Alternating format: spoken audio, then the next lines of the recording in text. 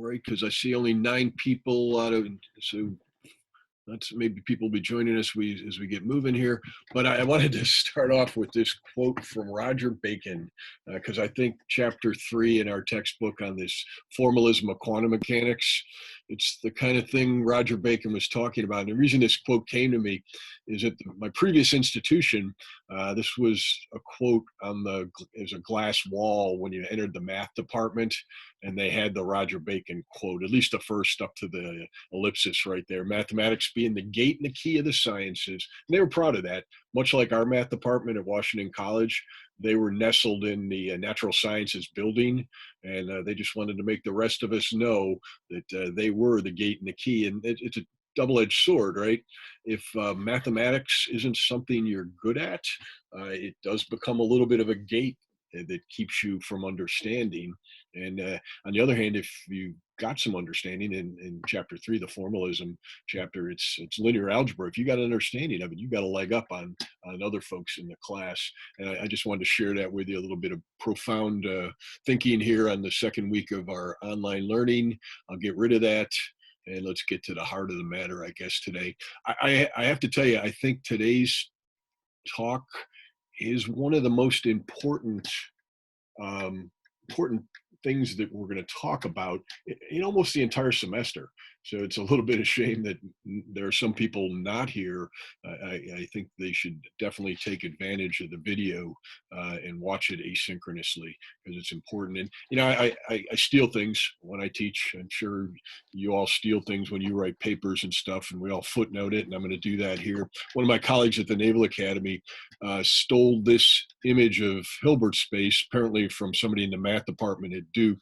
I don't know if it was a friend or just something he found on the web, but just a representation of a vector. See F right here, the vector in Hilbert space, as opposed to in the physical three-dimensional space, right? And that's, I think that's an important idea. This particular function F, vector F, can be written in a basis that has, a sine of X, a cosine of X, sine of 2X, cosine of 2X, sine of 3X. I assume cosine of 4X is up here somewhere, just not labeled. And these bases, these unit vectors in this Hilbert space, they are orthogonal, even though they don't look perpendicular in physical space. If you check our test for orthogonality, you should see it.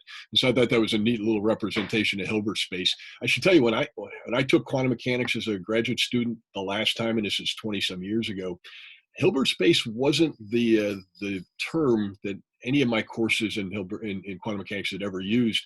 We called it L2, and I think that might be because of what the mathematicians refer to as Hilbert space. So my instructor always called it L2 space, and of course what that always evoked in my mind, right, is L2 is something squared. And so I was thinking about these psi stars, psi dx, that's something squared.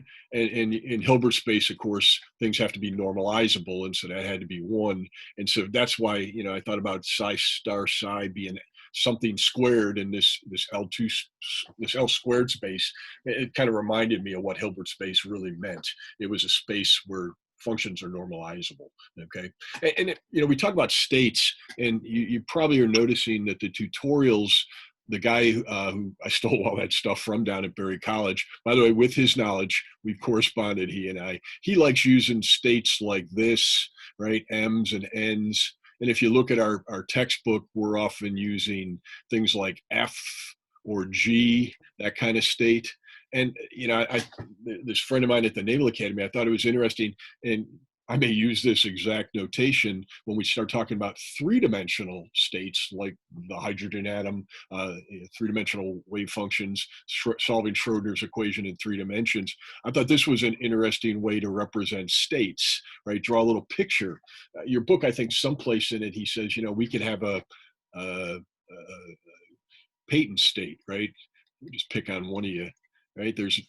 This can be whatever you want it to be, right? It's just a name. It represents something. It could represent a vector. It could represent a math function. And, you can't get too tied up in the symbol. It's like the algebra student who only knows how to solve for x, or only knows how to do an integral involving x, right? Well, what happens when you got to do an integral over, oh, I don't know, momentum, for example, in our course, or you got to do an integral over charge, like in an electromagnetics problem? What do you do then? And if you can only think in terms of one variable, because your algebra class ended with solving for equations that only had one variable. You're kind of limited in your thinking. You got to see it, these symbols as representing things. I thought this was an interesting representation. This is the hydrogen atom, the S, P, and D states, right? The chemists label those things. And so there's the S state, where L, which is related to angular momentum, and M sub L, which is the Z component of angular momentum, exist. And he's put in the ket here exactly what the picture of the wave function looks like, I think, when you square it and draw it in physical space, which I think is an interesting way to express it. And so you can see a bra and a ket where you're finding an expectation value in one of these states. And we'll do things like that moving forward. And I thought those were interesting pictures. Some general thoughts, because we're kind of wrapping up chapter 3. Remember that a vector can be expressed relative to multiple coordinate systems. It's the same vector, okay? In the same way, a quantum mechanical state can be expressed relative to multiple bases. And specifically, we'll talk about rotating and translating between bases on Friday. But I just want to put that out there. We've often talked about psi because, as modern physics moves into quantum mechanics, psi becomes the state of the particle, is what we've always said. But we're always thinking about energy as being the operator operating on the state and getting you an energy eigenvalue times the state. We're thinking of Schrodinger's time-independent wave equation. And so that's why we always think about psi as being the vector. In a more general sense, it's referred to as S, the state, in Hilbert space. Okay, and so maybe my previous picture that I showed you, Hilbert space, I should have labeled that vector S. And then that wave function that we used in modern physics, okay, whichever textbook you used, and whoever you had, either me or Campbell, we talked about psi. It's just the x component of the expansion of this state in the position function basis. But we're often thinking in the position function basis. So when we talk about the state being psi, it's kind of presumed, and I'll have some more comments on operators on this later. It's presumed that we mean the x basis of this state. We just call that psi. On the other hand, when we were talking about continuous eigenvalues, we talked about this momentum space wave function. We also called it C, didn't we? And I use the words, it's the thing that's like a Fourier coefficient, but for a continuous eigenvalue, okay? These two were the same, this momentum space wave function. It's the P component of this state vector, okay? So you would do this inner product in order to get phi. And then, of course, for discrete things, we can just get the Fourier coefficients. I use the order that Griffiths talked about. I might have put this one up front. Fourier coefficients are the expansion of this state in the basis of the energy eigenvalues, right? Which I'm labeling N here, but it depends on what problem you're doing. Is it the infinite square well? These are really kind of psi sub n's, is what we've always called them. Okay, little psi sub n. In any event, these psi's, these phis, these Fourier coefficients, the C sub n's, they contain the same information, which we've always proposed back from chapter 1. We proposed that this state function contains all the information about the very small quantum mechanical system that you're investigating, that you're going to take into a laboratory and make experiments on, whether it's a bunch of electrons, a bunch of particular atom of a particular type. Nuclear physicists look at their nucleus in this way. The information is contained in this stuff right here, and we label the state that brings that all together mathematically, capital S. And I've got a little bit more to say about it, and then we'll move on to an example problem. And for me, this example problem, when I saw it as a student in quantum mechanics, it brought all of chapter 3 in Griffiths, and I used another book when I was at Hopkins. It brought it kind of all together for me, doing this particular problem. And if you've had linear algebra, it may be a little bit of a ho-hum, but hopefully you'll go, oh, that's why we did that. If you've never had linear algebra, well, I can guarantee you this is something you'll have to do, because the next worksheet, which is called the using Dirac notation tutorial causes you to do exactly a problem like this. But these states, I guess, if you need to find them, it basically is just an integral. And this is in the position basis. It's this Dirac delta, because we talked about Dirac orthonormality. This is the momentum state basis, and you can get the state in terms of the momentum space wave function and this momentum eigenfunction. And of course, the one we started doing way back in chapter 1, when we're thinking about the infinite square well, these Fourier coefficient things, that, the state is this guy, right? Any event, states often admit not an infinite number like they did in the quantum harmonic oscillator. There were an infinite number of states, infinite square well, infinite states. When we did the delta well, you may recall there was one state. But some of the things we'll study in three-dimensional Schrodinger wave equation, three-dimensional quantum mechanical systems, it'll be like 2 things or 3 things.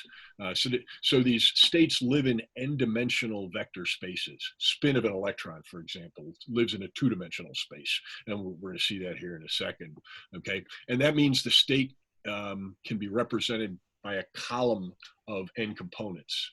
A 2-dimensional vector, essentially, right? Just a column of 2 things. So I'm kind of thinking about, I don't know, a component SX maybe, and XY. I don't know, 2 numbers right there. So maybe it's like a 1, 0 if it's kind of a binary state. Okay. And of course, operators then, if the state is represented by an n-dimensional column vector, the operator has to be an n by n matrix, so that the linear algebra comes into play. And that's the example problem I want to work here. And so how do you solve an eigenvalue eigenvector problem? And I'm going to go through just a general doing of this. And, it takes a couple of slides because you can see these things get pretty bulky when you write them out. And that's why we love the shorthand, because, if you look in a textbook, it's generally this stuff. But you got to remember, like any good vector or matrix equation, that means you're doing a whole lot of stuff. And this is just a general linear transformation with a matrix T, okay, or an operator T, if you will, operating on a vector. So this could be my state, this could be my operator.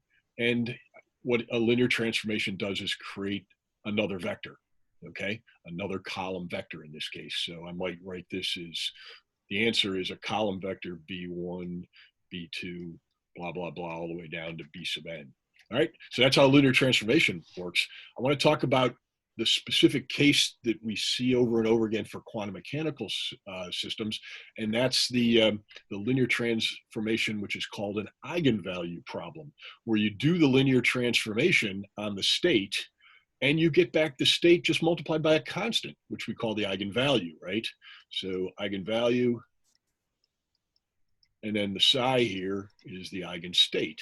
So that's a very particular type of linear transformation, but it appears, and you can see Schrodinger's time-independent wave equation is just such a thing. We did it with momentum. We did it with position.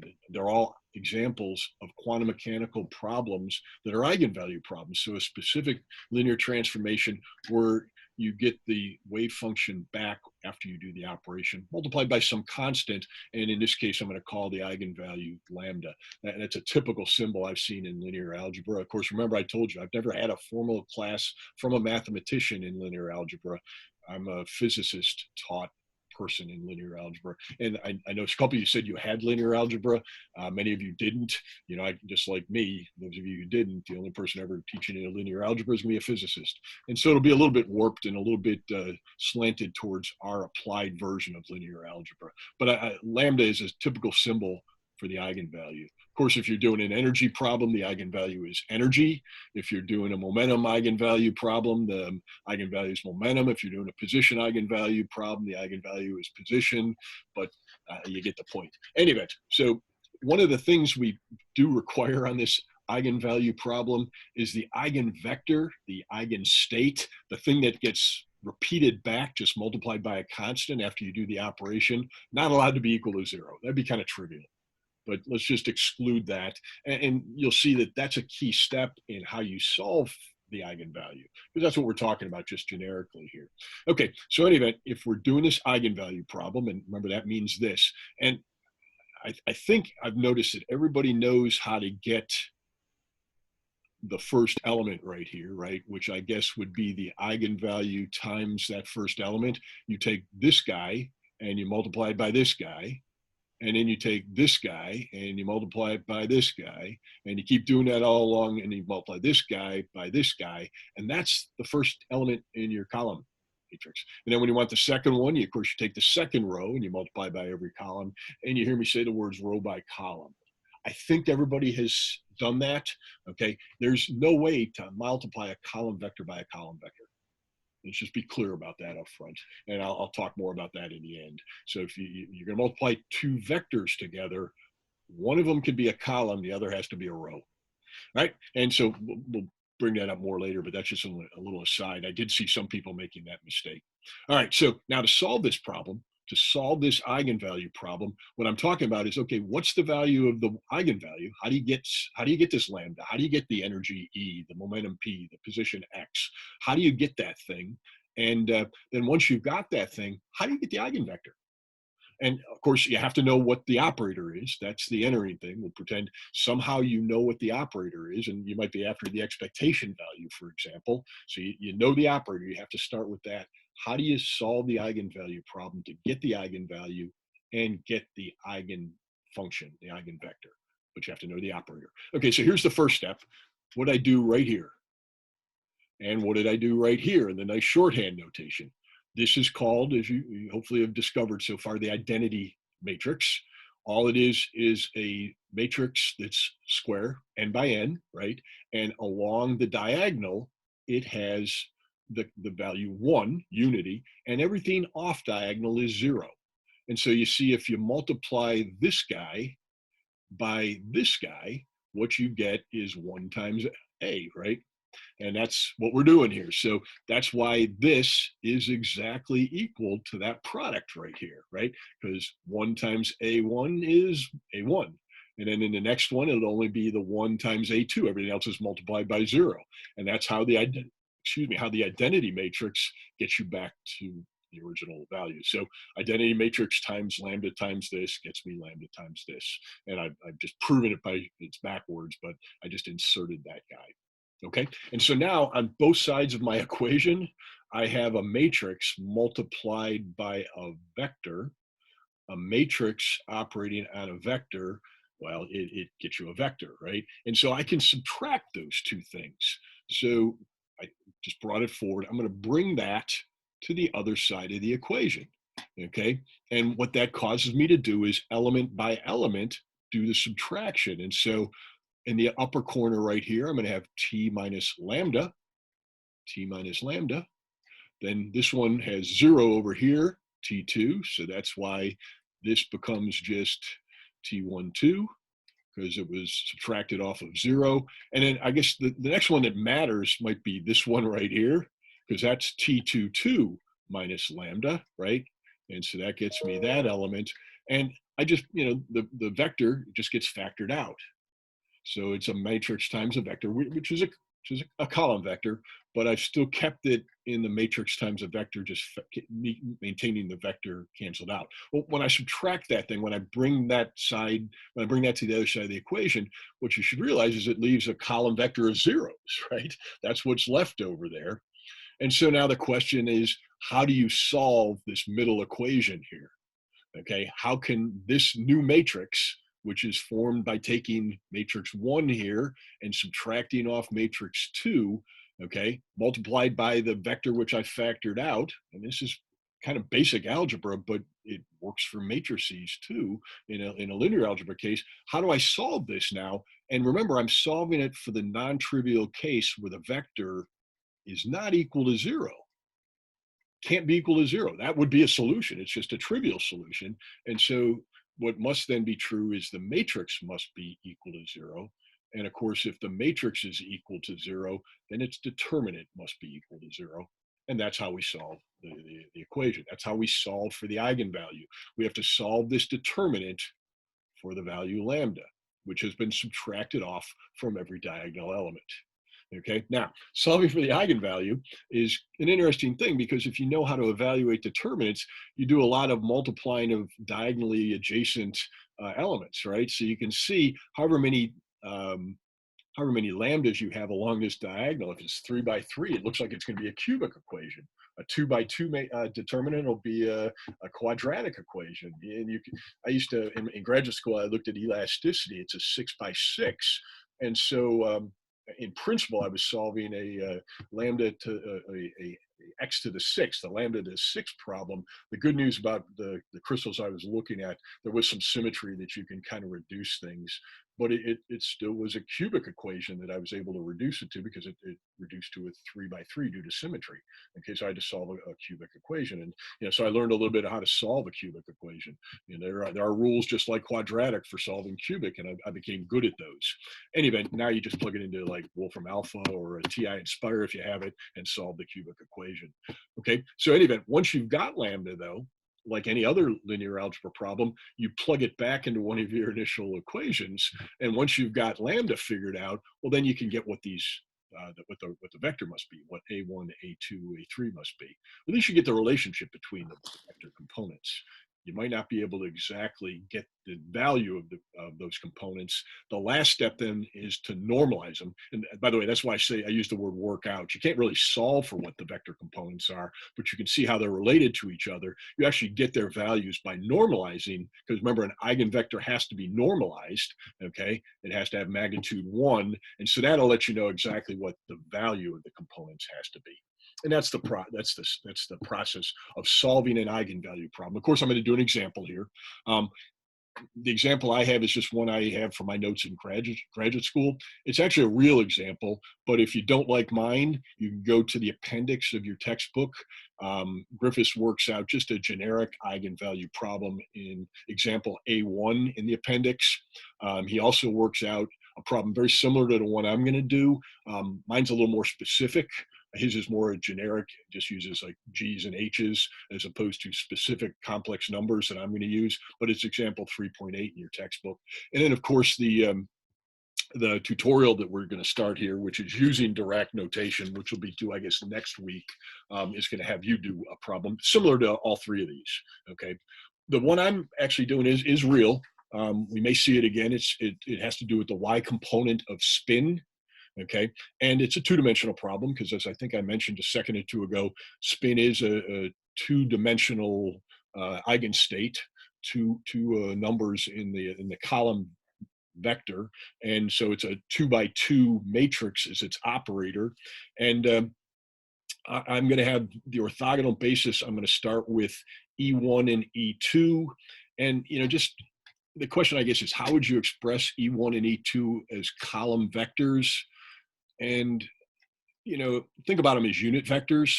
How would you express two unit vectors, E1 and E2? And I think you use that notation some in Kaiser's mechanics class. Oops, I'm touching my face there. All the doctors tell me not to do that. Okay, and hopefully you realize, that would be one of them. It's got a magnitude of unity, right? And one component, and the other one might be something like this, right? So that's what I mean by E1 and E2 expressed as column vectors. And here's always, well, not always, often, I mean, somebody might just give you, here's the operator, and I'm just going to call it T. We'll change the name here at the end of the problem, but it's just some operator like I was using in the previous slides, some matrix T, some operator T operating on these things.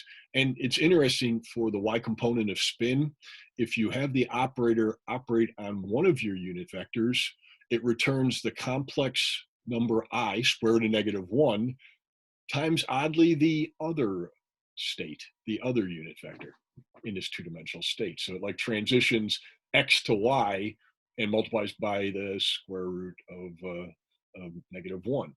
On the other hand, if you operate this matrix operator, or this operator on the other state, the other basis, the other, I guess, coordinate axis, it returns, so operate on y, it returns back x and multiplies by minus square root of -1.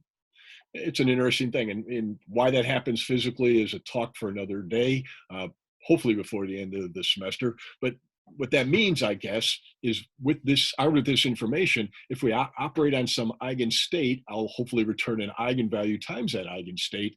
And the first goal, I guess, is I have to get these guys, T11, T12, T21, which are the elements of this operator T that we say represents the operator T for us in our linear algebra problem. And then, of course, we can do the eigenvalue problem. We multiply it by the state, and we return the eigenvalue times the state.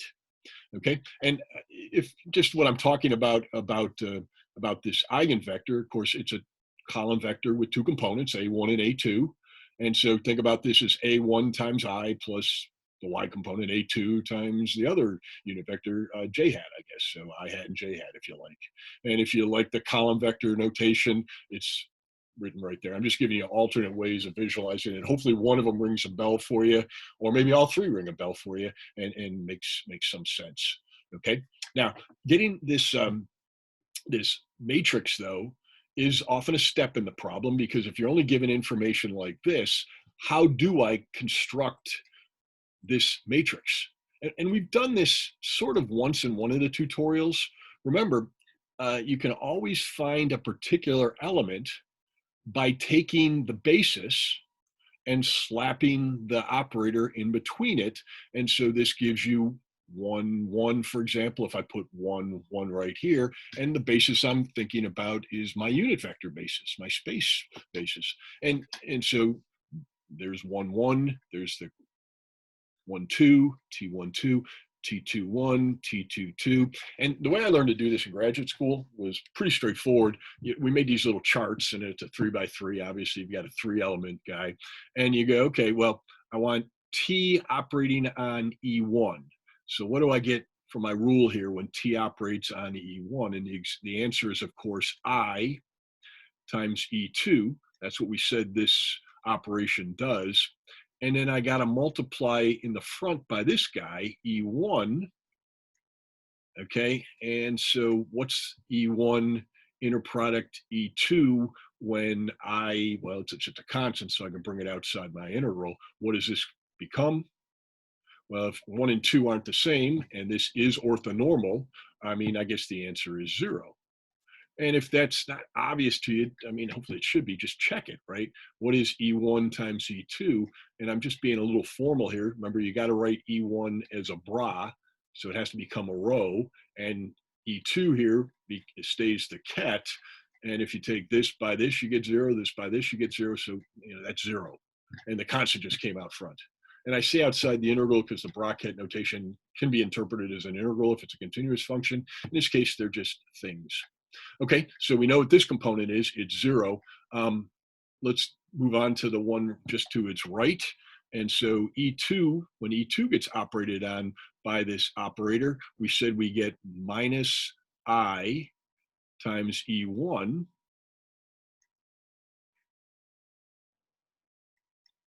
And then, of course, out front here, that's pre-multiplied by the bra E1. And so I think what that's equal to is minus I, right? Because E1, well, if you did the same thing I did over here, only change it to 1, 0, the answer wouldn't be 0, it'd be 1, right? And so 1 times minus I is just minus I. Okay, let's keep moving on here. T operating on E1. T operating on E1 is I times E2. And then that's pre-multiplied by E2. E2 times E2 is just 1. So apparently this guy is just I. And hopefully you can see that this last one over here, T operates on E2. I get, again, minus I times, that's an I, make it look more like an I, times E1. And it's pre-multiplied by, let's see, we're on the E2 row. So by E2, come back here. There it is. Okay. Oh, that went to a different mode. Okay, I think I want to get, you know what I did? I went to, it's called that, it's what the display that I went to is not the one I want here. So I'm going to end the slideshow for just a second. I'm going to keep those. And then I'm going to share with you again this guy. Hopefully you're still seeing it. And I'm going to go back to this mode. Yeah, okay, there it is. Can you see it there? Let's see, who's there? Peyton, can you see it on my screen again? Yep. Okay, sorry about that. I hit the wrong button down here. It took me to a different mode. And it's. I have a question.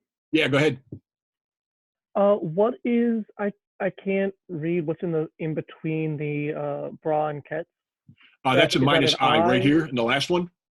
Yeah.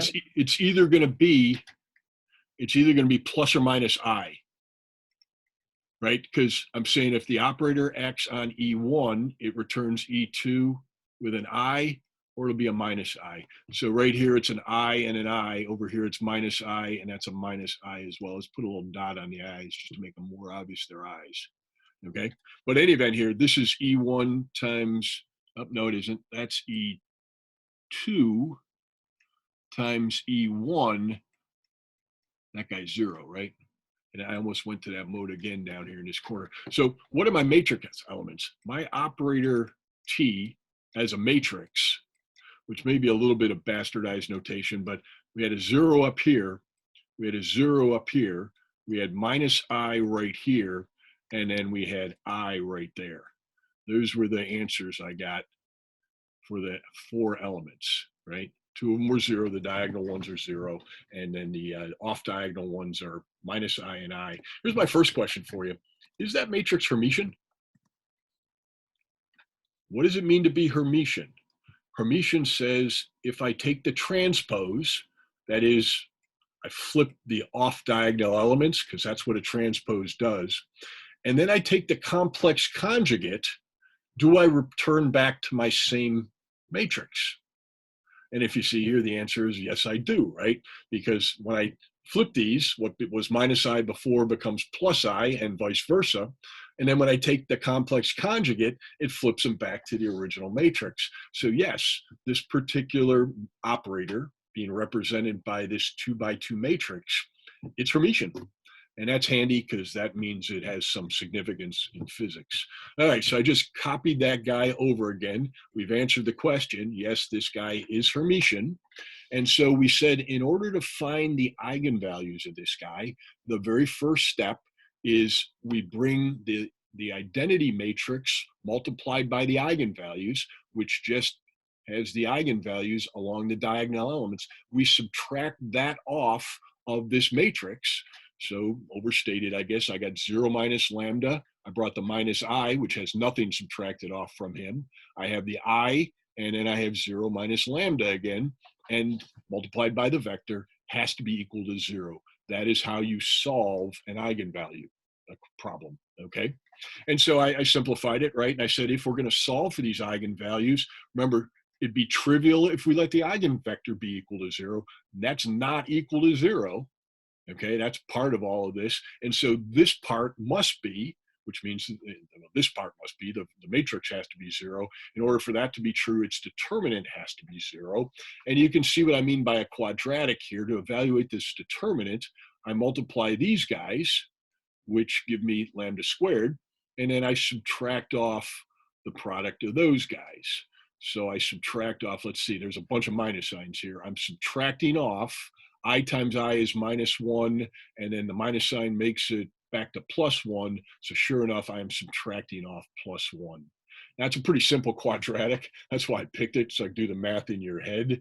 In a more complex problem, this might be lambda squared plus 3 lambda plus 19, and you got to figure out what lambda is using some quadratic method of solving a problem that you can. But in this particular problem, you can see, like a good quadratic, there are 2 roots. There are 2 eigenvalues which solve this eigenvalue problem, okay? +1 and -1. It's a simple solution, but it's true, right?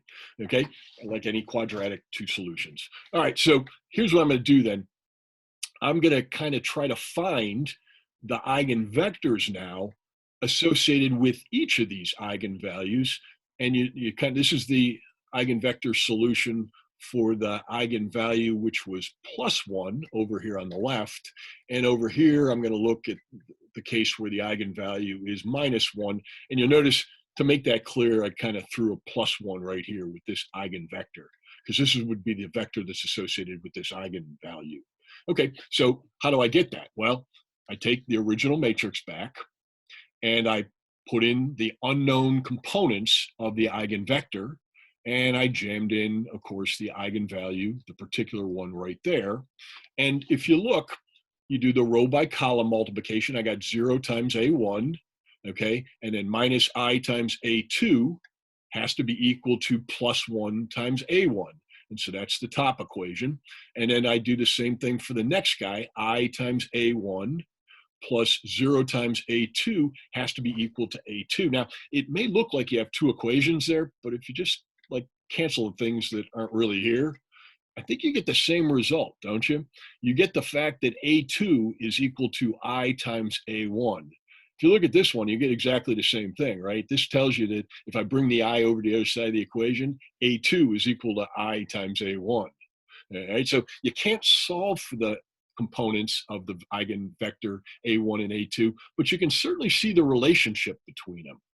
So that means that this eigenvector, for the case where the eigenvalue is +1, well, I'm just going to write it in terms of A1. It's A1, and then of course both of these elements told me that A2 was equal to I times A1. And now when I want to actually get what the values of the two components are, what I have to do is I have to normalize that eigenvector. I've got the answer here relative to A1. Well, but what you want is a normalized eigenvector, because eigenvectors have to be normalized since early on in the course. And so that's the deal here. All right, you're going to find that this very similar answer occurs for the other eigenvalue. I get a very similar eigenvector, slightly different. You'll see I did the same thing. This is the eigenvector associated with the -1 eigenvalue. I put in the same Hermitian operator, represented as a matrix here, operating on the same components, only this time, rather than +1, I put in the eigenvalue of -1, and I wrote out the two equations, 0 times A, 0, minus I times A2, minus I times A2. And of course, that's equal to minus A1, right? Because the eigenvalue is -1 here. And then I wrote the other equation, but it's probably no surprise to you that they're not independent. Okay, they both yield the same results, but let's just go through it. I times A1 plus 0 times A2 is equal to minus A2. I think both of them tell me that A2 is equal to minus the square root of -1, minus I times A1. Okay, I think this one will tell me exactly that same thing. Let's see. A2, bring the I to the other side of the equation, the negative signs cancel, but then when I divide through, it's positive A in the denominator. I bring it up to the numerator, sure enough, it becomes the same thing. So this relationship is the same for both of these two guys, just like it was over here. And that tells me that the other eigenvector, well, it's similar. I can write it in terms of A1. I got A1, and then I guess I got minus I times A1 as the other component, as opposed to plus I A1 for the +1 eigenvector. And we'll give those some new names here after we normalize them. Okay, but we have found the eigenvectors in principle. We just have to normalize in order to find out what these A1s are. So let's do that. Okay, and let's see. If I normalize, that means this vector or this vector, the two we just found, they have to have an inner product equal to 1. Remember what I said about inner products. If you're multiplying these vectors, you have to write this one as a row vector. And remember, it's always a complex conjugate. So when I took this guy right here and I wrote it right there, I had to write it as a row vector and a complex conjugate, because that's what we mean by an inner product of complex numbers. Then this guy right here went right there. And that ensured for us, okay, the reason this is what an inner product is you want a real number as a result of doing an inner product. It's a number. If you ever operate a bra onto a ket and you don't get a real number, you've made a mistake. Okay, because that's what the complex conjugate does for you. The product here is a1 squared, and a1 squared, because minus I squared becomes plus a1 squared. That's 2a1 squared, and all of that has to be equal to 1. So the only way that could be true is if a1 is equal to 1 over the square root of 2. And so now I think we know what the value of this eigenvector is. It is 1 over the square root of 2, and then I write 1i, right? I found out what a1 is, I factored it out, and I'm left with 1i as one of my eigenvectors. If you want to put it in terms of that original basis of 1001, I guess you'd write it this way, wouldn't you? Because there's the 1, right? And there's the amplitude. So that's if I have 0. And then the other component is I multiplied by the other one. So I think that's truth if you want to write this in terms of the original basis, the 0110 basis. But I like seeing this. This helps me a lot. The negative eigenvalues eigenvector, right? There's an association between those two guys, was this guy, right? Same inner product. Notice the only difference is this and this, okay? But you still get the same result. You still get that a1 is 1 over the square root of 2. Bring that over to here, and that's my other eigenvector associated with the other eigenvalue. Those are my answers. Okay, that's how I can express it in terms of my original basis that we started the problem with. Okay, good. It's always one of those things. I'm a poor enough mathematician that when I get an answer, I check the results, and I guess the result is if I take this operator and I operate on one of these two eigenvectors, and I did both, will I get my original eigenvector back multiplied by the correct eigenvalue? And so, I take the matrix, I picked first the positive one, jammed it right there, right? Did the row by column. So there's the constant out front. I got 0 times 1, 0. I got minus I times I, minus I times I. That's 1. Hey, good. And then I did the same thing here. I have 1 I times 1, 1, and 0 times I, 0. So that's just I. And I went, okay, yeah, that did exactly return back the original eigenvector multiplied by the appropriate eigenvalue plus 1 in this case. Okay. On the other hand, you go through the same process, and sure enough, you do get that right, that you return the original vector multiplied by minus 1, kind of check one of them, take that guy multiplied by that guy, see if you don't get that guy, which is that guy. Right, and then I factored out the minus 1 to make sure that the eigenvalue factored out, and I got my original vector back. And you can go through the other one as well. I also wanted to check to make sure these things were orthogonal, these two eigenvectors, and if they're orthogonal, that means their inner product should be 0, right? And I think it is. You can also check to make sure the inner product of the eigenvectors and themselves is 1. That would check the whole deal. I'd make sure they're orthonormal then, right? They're both normalized. But we normalized in order to get a1. So as long as we didn't screw that up, we should be in good shape. But let's just check to make sure the inner product of the two different eigenvectors, one associated with each of the eigenvalues, does return 0. Sure enough, this guy, which remember had the negative 1. Okay, so when I wrote it as a bra, it became the complex conjugate right here. So that became plus. Didn't make a mistake there. That's right. And then I multiply it by the other guy, which is 1 and plus I. Sure enough, I think I get 1 minus 1, because I times I is minus 1, which is 0. So they are orthogonal eigenvectors. Whew, didn't make a mistake. Good to go. Okay, and now here's the kind of what if. What if the problem we were solving, we already said that T was Hermitian. What if not only being Hermitian, it was a Hamiltonian for this y component of spin? Okay, well, what if it was a Hamiltonian operator? In that case, the wavelengths, the eigenvalues are just energy, right? And so our energy is plus 1 and minus 1 are the energy eigenvalues in some unit. Maybe it's eV, maybe it's joules. Okay, the eigenvectors are those things. And for energy, we said because energy has a 0 uncertainty, they're determinate states. Okay, We'll label those two states S plus minus because that's what people often do. And so the one that I used to be calling alpha for the plus one, I'm now going to call S plus because that's the notation that's in use. And it's exactly what I called alpha one a second ago. I've just changed the names here to protect the innocent, I guess. And let's assume that this spinning electron here, whatever the quantum mechanical system is, even though that is the one that is the problem I'm doing.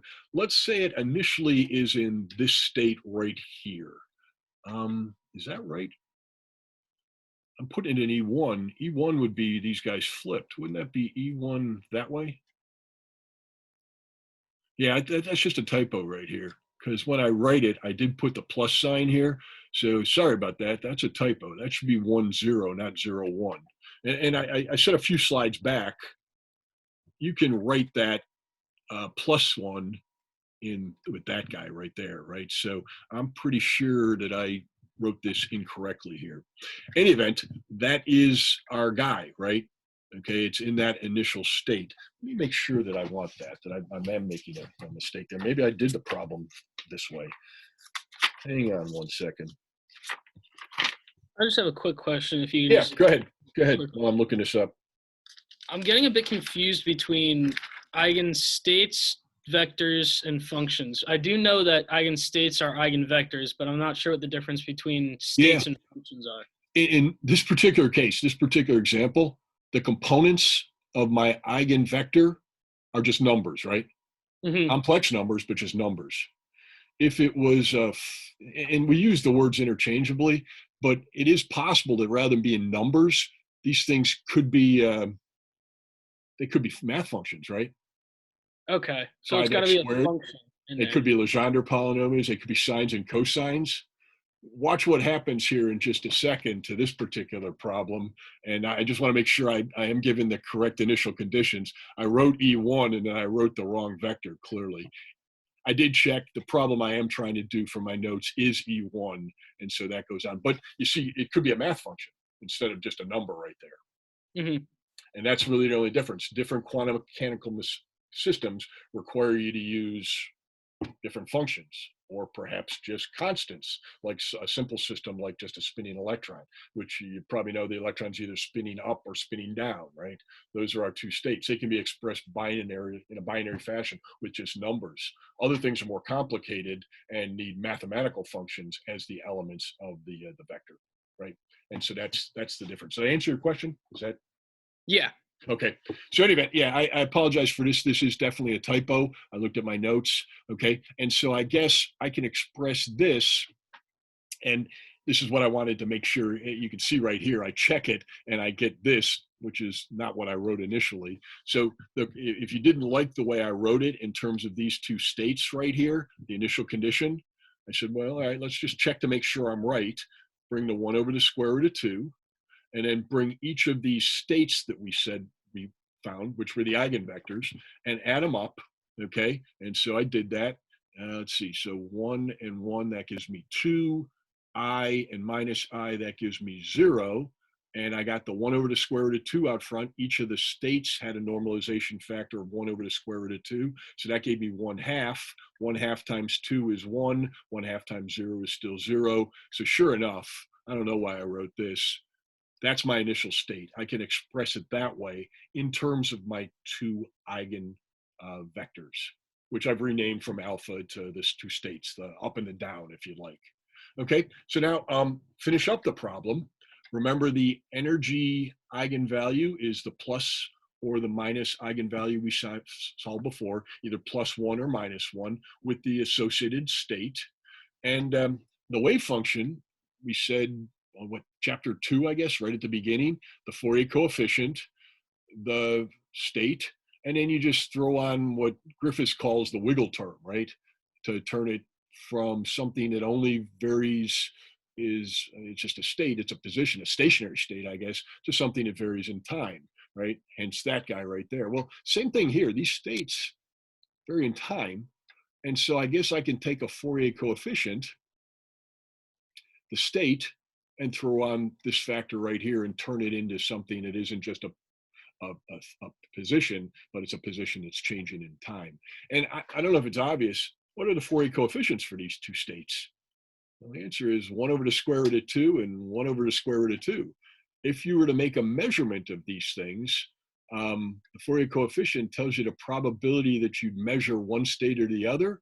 1 over the square root of 2 squared will get me that probability, right? The Fourier coefficient squared. So there's a 50% probability of one state, now 50% probability of the other state, right? And that's it. That's all I got to say. Okay, so I'm going to do this operation right here with my two states, okay, where I slap on the wiggle term that Griffiths refers to, okay? And so where was I? I was writing 1 over the square root of 2 times s plus, that's a typo as well. It's obviously late last night when I was putting this together. That's a S minus. And so this guy, S plus, got that one, right? And then the minus guy has an eigenvalue of -1, and the -1 term, right? This is the eigenvalue right here. It's E, E, E. When E was +1, it keeps the minus sign. When the eigenvalue is -1, it loses the -1, right? Good to go? Okay, so then I put in the two states, 1 over the square root of 2, 1 over I, 1 over the square root of 2, 1 over minus I, and then I multiplied the wiggle terms in, okay, multiplied the wiggle terms in, and so let's see what that gets me when I add these two column vectors. I get E times, at E to the minus 1 over H bar T, minus E over H bar T if you want, plus the other one, so those two folks summed up right to there. And of course, I did exactly the same thing. Those two folks right there summed up to be that piece right there. And hopefully you realize if I just play with this a little bit, that is just the cosine of my energy eigenvalue, which was 1 right here, right? But it's still there, E times T over H bar, right? And when I take this guy, it's a little bit harder to see because I've got to get the I down to the denominator, and that flops the signs around on the numerator. And then I flip the order around, but hopefully you recognize from Euler's identity, that is the sign of the energy, which is, in this case, I guess, -1 times T over H, right? Nope, it stayed as the eigenvalue is already in there, so it just stays as T over H. All right, and so I guess the overall function then is, it looked like just numbers, but now I've got it as an eigenfunction of time as well for the overall state function, and that's the particular answer. Now, one of the things I guess that you want to think about is when you've done a problem, if I put in T equal to 0 here, do I return that original state that I said I started with? And sure enough, I go cosine of 0, that's a 1, sine of 0, that's a 0. So 1, 0 is my initial state. And this is how the state evolves over time, right? Where the energy here is 1. And you can see it, T over H bar tells you how the state evolves over time. And so kind of an interesting problem, puts it all together for us a little bit, and it shows us how, one, you solve for an eigenvalue, how you get the eigenvector out of that, how you can normalize the eigenvector to get the actual values of the coefficient, and then once you've got those states, how you can let them evolve over time, just like we've always done in the past, okay, by multiplying by a term like that, where you make sure you put the eigenvalue energy in there in the appropriate place and get an overall state solution that varies in time. I'd be remiss if I didn't check it. If these states are correct, okay, the state is correct that I put in here. If I put it in the time dependent with the IH bar ddt, if I put it into Schrödinger's wave equation with the time component, I take the time derivative of that, I multiply my operator by that, I better get that they're equal. And I think sure enough, it's easy to take the time derivative. Derivative of cosine gets you minus the sine. The H bars cancel on the chain rule, right? Derivative of sine gets you the cosine. And then when you do this multiplication, that times that, that times that, you get that guy. That times that, that times that, you get that guy. The 0 things kind of go away. And sure enough, you got exactly the same thing on both sides of the equation. So it looks like my solution for my state, it it is, it is a solution to Schrodinger's time-dependent wave equation, which I think it had to be. I just have a couple final thoughts because we're sort of done for the day. I said that, matrix, I did say matrix yet. I said the state is really just a vector that can be expressed in different bases. Well, the operator, the matrix, can also be expressed in different bases. And we've had an example so far. We've always said that the x operator just meant multiplied by x, but we always meant in position space. And we said momentum operator was that guy, and that again is in position space. We've looked at momentum space, not very many times, but enough times that you should recognize there is another space. If you want to find a position vector, it turns out that it looks like that. And so that's the position operator if you're working in momentum space.